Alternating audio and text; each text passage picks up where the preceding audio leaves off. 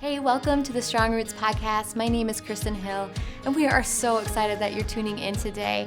Our prayer is that you would move one step closer to Jesus through this series. So go ahead and check out this next episode.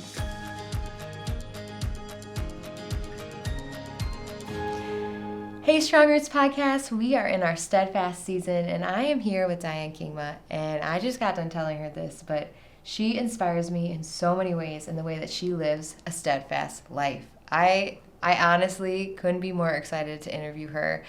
So Diane, I'm just right off the bat going to ask you, how has being steadfast, like how has that affected your life? Like, how have you lived your life in a steadfast way? One thing about me is I've always needed to be used by God, I guess. Mm-hmm. Steadfast is not easy. Yes. Steadfast is hard. Mm-hmm. And I really noticed that during the whole pandemic and lockdown thing, because you could stay home, watch TV in your jammies, whatever, but you didn't do anything. You didn't grow unless you really, really worked at it. And it was just easy to just float on by. And Right. It took coming back and actually walking in the building to go, okay, yeah, this is what I need. This is what I need to grow and to learn and to really thrive. Right. You have been here. Have you been here your whole life? This has been my church my whole life, yeah. I have seen things that's one of the biggest things I think. I've seen God be steadfast. I was there when I was a kid, and it was, fun and easy, and I knew everybody. And then we went through the dark time when, all of my friends were leaving, and we were still here. And at one point I said to John, that's it. I'm done. I can't do this anymore. We're leaving. And he says, no, we're not. He says, this is our church. We're staying.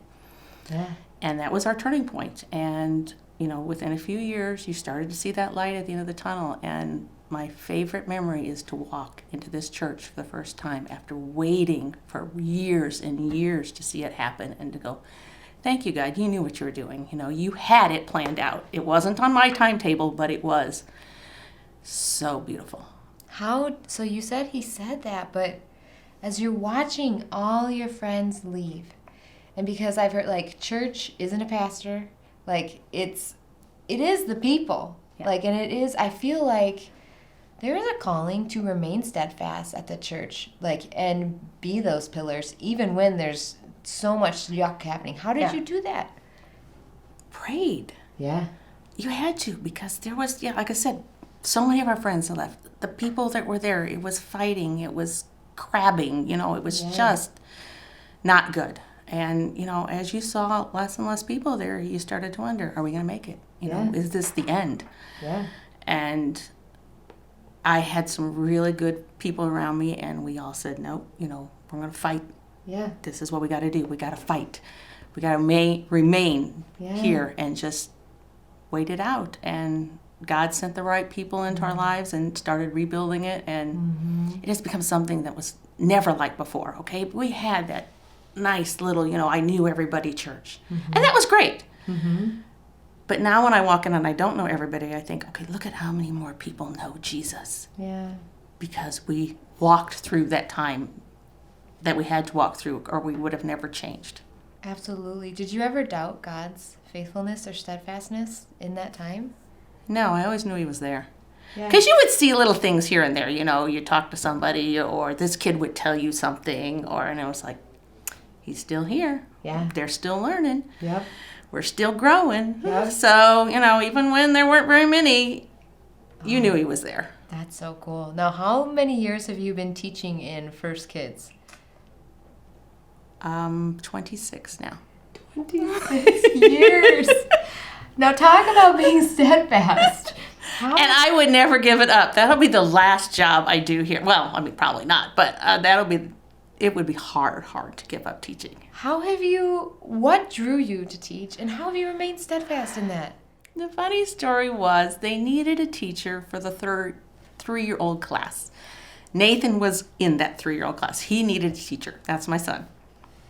And I knew all the other kids in there because they were all, my son. Yeah. So I told, and they had looked for everybody. And finally went up to her. I said, okay, I will do it, but only 6 months. You find me a replacement 6 months because, teaching 3-year-olds, not my thing. Yeah.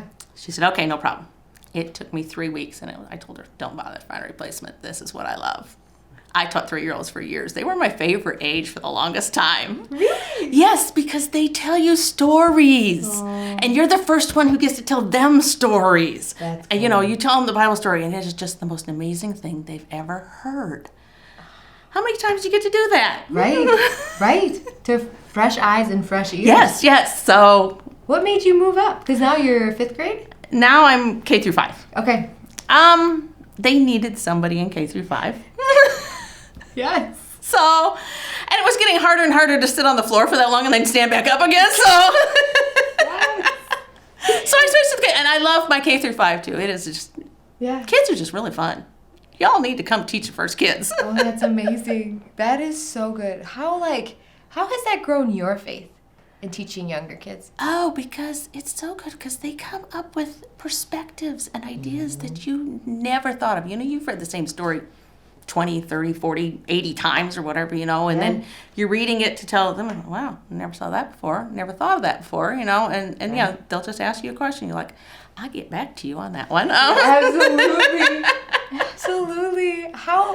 It sounds like you're a pretty faithful person. Yeah. Like when you commit to something, Oh, yeah. you commit. Is that something that you feel like God has just given you, or is that something that you've had to work for?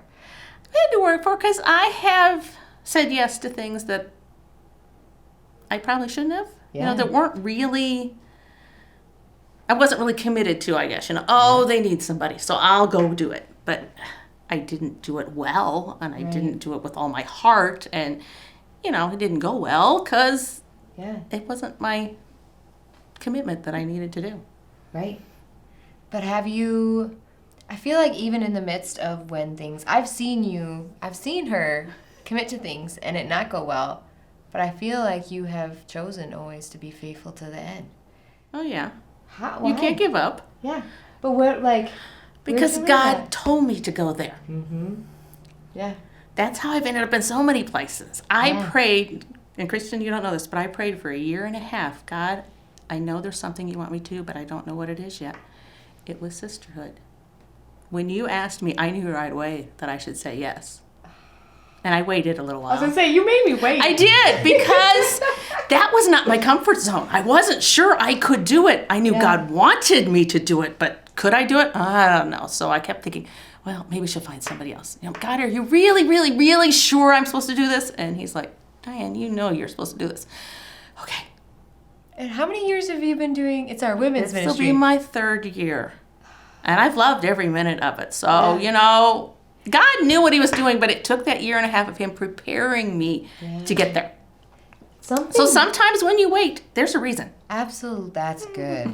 And something that I don't know if you've noticed a thread woven throughout everything she's saying, but you are adaptable to change. Like if they need you, you change. You change. You're not comfortable, I'm going to do it because God calls you. Yeah. I am curious how when God calls you to do something that you're so faithful and you do it regardless of your feelings, but 2, how have you been able to change so freely because of God? Lessons learned. Really?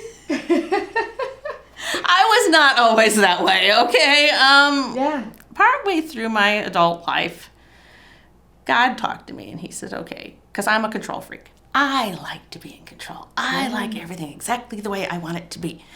And God said, I want you to do this. And I was like, well, I don't want to do that, so I'm not going to do that. Right?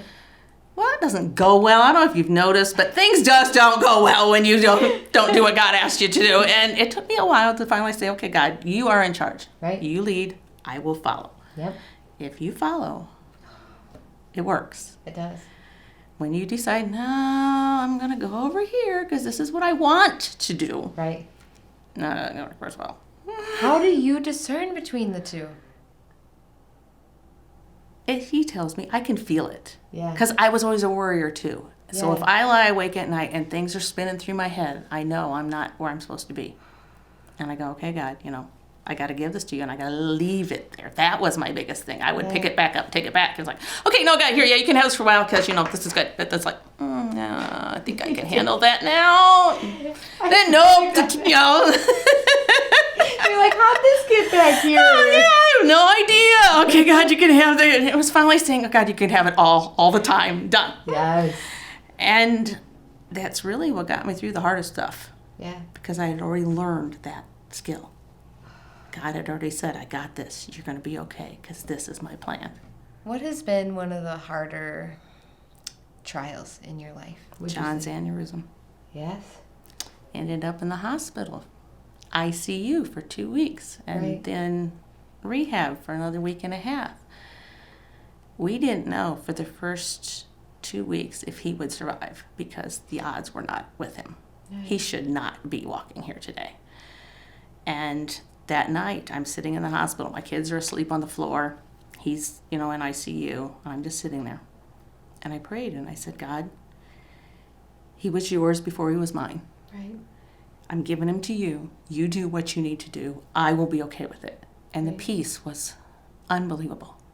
And people would walk in there and say, how are you holding it together? I says, God is holding it together. Every day he would give me a YouVersion scripture I needed, or somebody would email me a prayer, or somebody would call me on the phone, and they would be there, and they would hold me through one more day. And God performed the biggest miracle in my life. Wow. I still have my husband. Wow. And I shouldn't. Not according to the odds. Not according to his surgeon. He didn't so much say it, but Steph and I both got the vibe that John was not going to make it. Wow. And he did. And he's fine. Wow. How has that changed your perspective in your marriage even? I am grateful for every day. All those little things that bug you anymore. It's like, no, because he's here. Yeah. Oh, that's so cool. That is amazing. Not always. There's still those times when it's like, okay, you're driving me crazy. But yes. But it puts it in perspective. It does, because it doesn't matter anymore. Those little things. So what? We're here. Absolutely. How has his recovery been? Has it been a process in itself? It was amazing how quick it was. Yeah. And he's fine. That's amazing. Now, is your husband, does he lead the way in being steadfast? Like, are you steadfast together? Yeah. How is he different or how does he model it different? Maybe that'd be a better question. Well, he's like me. If he says yes to a job, then that's it. It will. It's going to get done. Yeah. We have different loves, I guess, or skills, or however you want to put that, so, so many people go, oh, we serve together. We don't really. Yes. Seeing him in a kid classroom. It's just not our thing, okay? Yeah. And years ago, we've been okay with that. It's like, okay, you do you, and I'll do me, and some stuff we're together with, but not a lot, and we're both okay with that, Yeah. So, I feel like you have so much wisdom. God has walked you through a full, beautiful life and has taught you so many valuable lessons. What would you like to say to the next generation when it comes to being steadfast? You need people. You need people around you. You need a life group. You need sisterhood. You need, serve somewhere. You need people alongside you to hold you accountable, to lift you up, to just be there. You can't do it by yourself. Right. And so many younger generations, I can do this by myself. You can't do it by yourself. You've got to have people all through my life. I had people mentoring me. I've mentored people. I've been with the younger generation. Yes. You have to have people. Absolutely. Because when you're down, you need somebody to come beside you and help you back up. Well, and when you're up, you need somebody to celebrate with. So true. You really do. It's lonely when there's no one to celebrate with. I know. You need people. And that was the hardest part about not being able to come to church for all those weeks, because I needed people, and not just Zoom people. I need real people next to me standing there, people. Absolutely. It's just different. It is. I couldn't agree with you more. And I'm going to end on that. Everyone who is listening, find your people. Find people in your life who can invest in you, point you to Jesus, help you through the hard times, celebrate with you in the victories. But that would be the goal and the challenge from everything that Diane just said. So thank you so much for letting me talk to you and pick your brain. I feel like everyone listening saw how steadfast you are and what a wonderful woman you are. So thank you guys for tuning in, and I cannot wait to catch you next time. If you enjoyed today's episode, make sure to follow us on our other social media platforms. We don't want you to miss out on any future content. Thank you so much again, guys. I hope you have a great day. And I want you to know I am personally praying that your roots stay strong.